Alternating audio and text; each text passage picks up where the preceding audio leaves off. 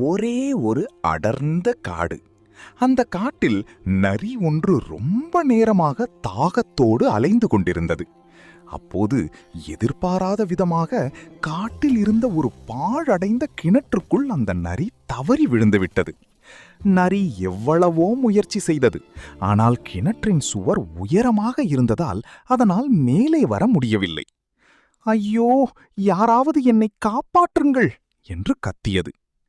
சிறிது நேரத்தில் அந்த பக்கமாக ஒரு ஆடு வந்தது. தாகமாக இருந்த அந்த ஆடு கிணற்றுக்குள் எட்டி பார்த்தது. உள்ளே நரி இருப்பதைக் கண்டு ஆச்சரியப்பட்டது. ஆடு உடனே, நரியண்ணே, உள்ளே என்ன செய்கிறாய்?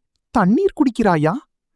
நரி உடனே தந்திரமாக, ஆமாம் நண்பா, இந்த கிணற்று தண்ணீர் அவ்வளவு இனிமையாக இருக்கிறது. நான் என் வாழ்நாளில் இப்படி ஒரு சுவையான தண்ணீரை குடித்ததே இல்லை.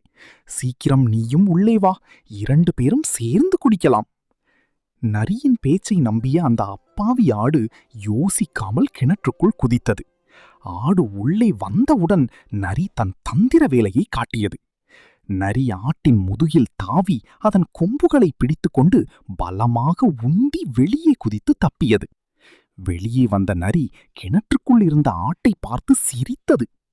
ஆடு கவலையோடு கேட்டது, நரியண்ணி, என்னையும் வெளியே தூக்கி விடுவாய் என்று நினைத்தேனே, என்னை இப்படி விட்டுவிட்டு போகிறாயே? அதற்கு நரி சொன்னது, நண்பா, உன் தாடியில் இருக்கும் முடியின் அளவில் பாதியாவது உனக்கு மூளை இருந்திருந்தால் எப்படி கீழே இறங்குவது என்று தெரியாமல் உள்ளே குதித்திருக்க மாட்டாய். எதையும் செய்வதற்கு முன் 1000 முறை யோசிக்க வேண்டும். இந்த கதையின் நீதி என்னவென்றால், எந்த செயலையும் செய்யும் முன்பு அதன் விளைவுகளை நன்றாக யோசித்து செய்ய வேண்டும்.